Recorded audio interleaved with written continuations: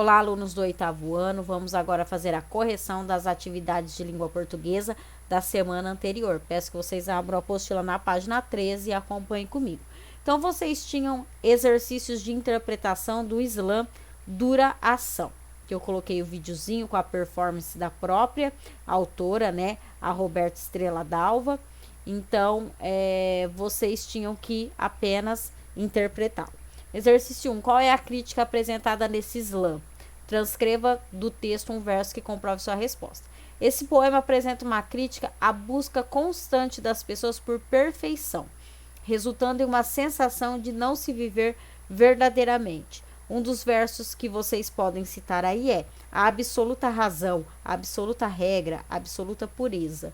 Então, aqui fala, né, de se ter apenas uma razão, apenas uma regra, de seguir aquilo e ser perfeito, tá? Exercício 2. De acordo com Roberto Estrela Dalva, que atitudes podem melhorar a qualidade de vida das pessoas? Transcreva do texto um verso que comprove sua resposta. A Slammer defende a procura por uma vida mais tranquila, citando exemplos de situações da infância. Então, entre os versos que vocês podem citar aí, são esses, né? Quero brincar, florescer, coração. Quero meus pés em contato com o chão. Então, aquela coisa simples da infância, né? Brincar, florescer, o contato no chão, né? Dos pés no chão, aquela coisa bem inocente, tá? Exercício 3. Assinale V para as afirmativas verdadeiras e F para as falsas. Em seguida, reescreva as frases falsas corrigindo-as. Então, na primeira estrofe, apresentam-se as qualidades que uma pessoa deve ter. Então, aqui é falso. Na primeira estrofe, apresentam-se as pressões impostas pela sociedade à vida da maioria das pessoas. Então, vamos lá na primeira estrofe ver. O grito, rosnar, absoluta beleza, absoluta razão, absoluta regra, absoluta pureza, o mais perfeito entendimento, a precisão, a destreza, o ouvido absoluto, a nota certa, a pureza. Então, aqui fala, né, de se só ter uma razão, absoluta beleza, de ter aqueles padrões, né? Então, aqui fala o que, na verdade, eles buscam, né, o que as pessoas devem seguir, tá? Então, as pressões impostas pela sociedade.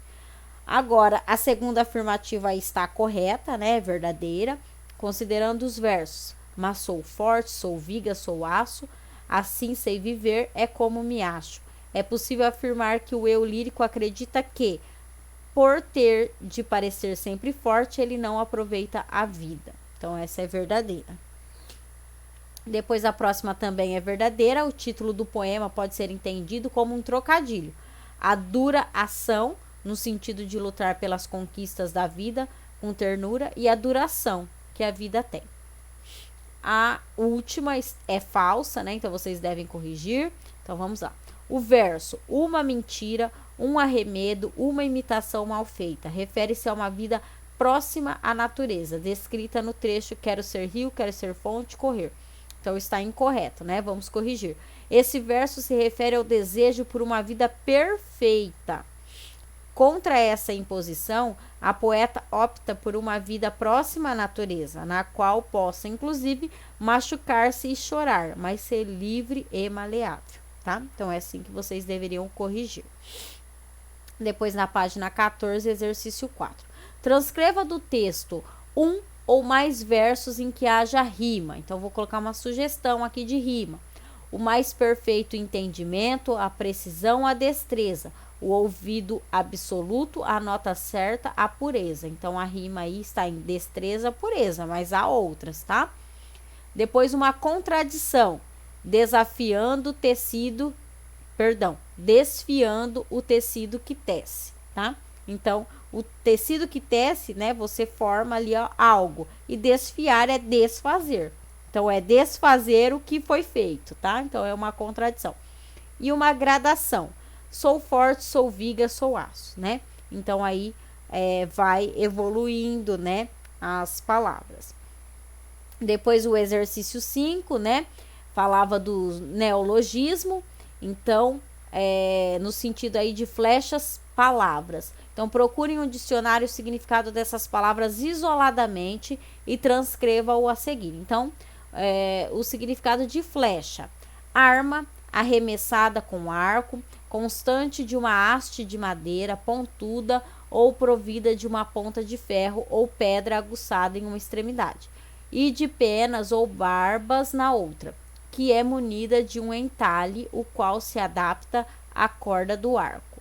Então, aqui está no dicionário Michaelis, tá? Mas vocês podem ter achado um outro significado, com outras palavras, eu digo, né? O significado é o mesmo, mas com outras palavras, em outro dicionário. E agora, uma sugestão para o significado da palavra. Unidade que pertence a uma das grandes classes gramaticais, como substantivo, quando expressa um objeto, verbo, quando expressa uma ação, adjetivo, quando expressa uma qualidade, preposição, quando expressa uma relação e etc., considerando apenas seu significado sem levar em conta as modificações que nela ocorrem com as marcações flexionais. Vocábulo: manifestação verbal ou escrita, também do dicionário Michaelis, tá?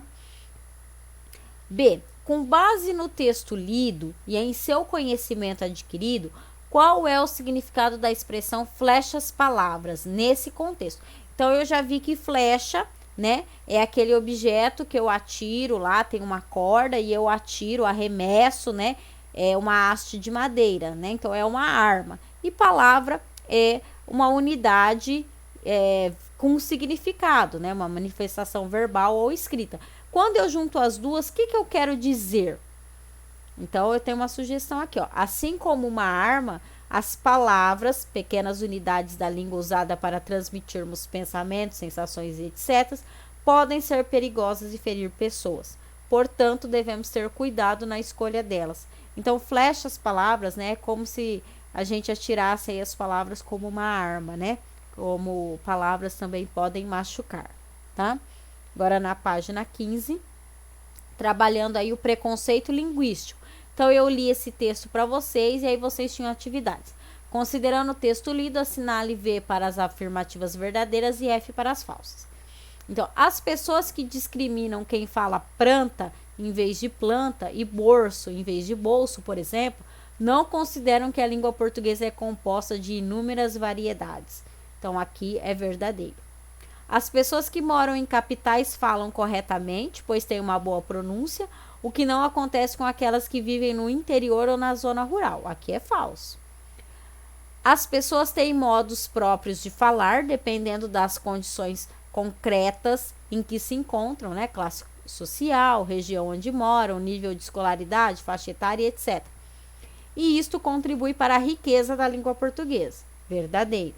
As pessoas que não frequentam a escola não sabem falar corretamente porque não aprenderam a gramática da língua portuguesa. Falso, né? Então, agora, justifique as afirmativas falsas. Então, vamos aí justificá-las.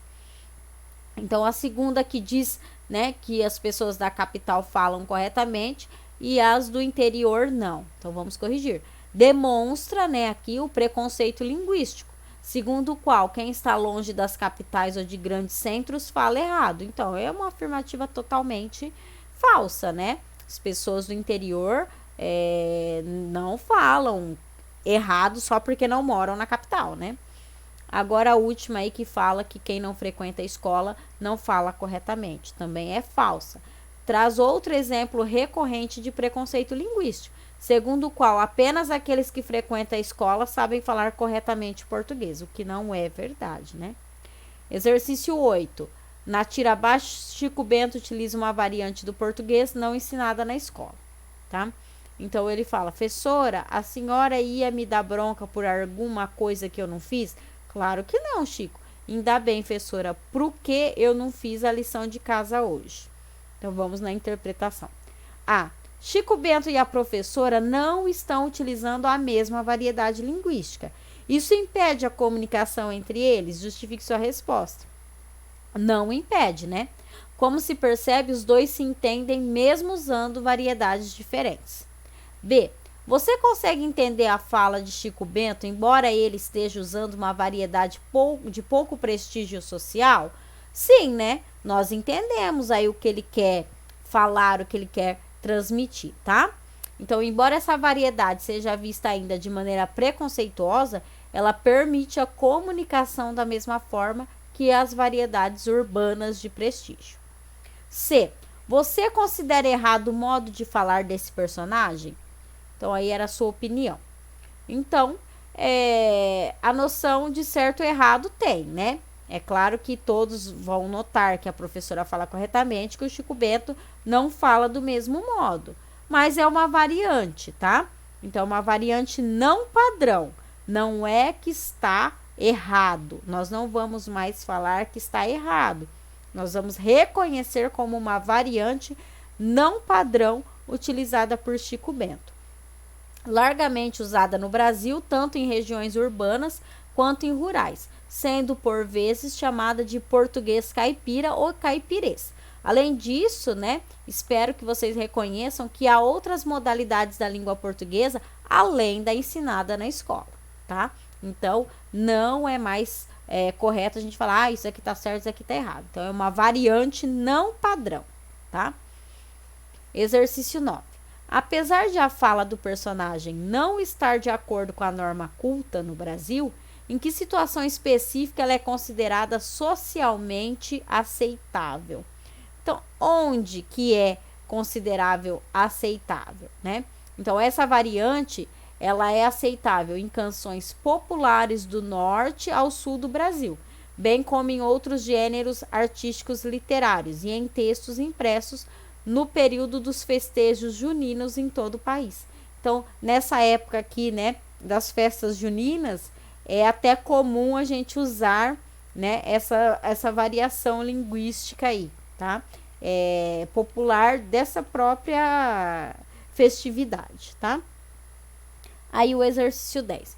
Com base no texto de Marcos Bagno, troca ideias aí sobre o fato de muitas pessoas sofrerem preconceito linguístico. Então, a pergunta era se vocês já presenciaram, né, alguma pessoa sofrendo aí esse preconceito linguístico, sendo discriminado, e se vocês viveram, relatar como que a pessoa se sentiu. Então, é comum, às vezes, até mesmo dentro da sala de aula, um coleguinha corrigir o outro, falou errado, e dá risada, e como esse colega vai se sentir, né? Então, era para vocês relatarem se já viveu isso ou não. Então, vocês tinham até esse exercício. Deixem a apostila em ordem, que vocês sabem que aí, em determinado momento, a gente vai pedir para avistar. Então, vão deixando tudo organizado, tá bom? Até a nossa próxima videoaula. Tchau, tchau.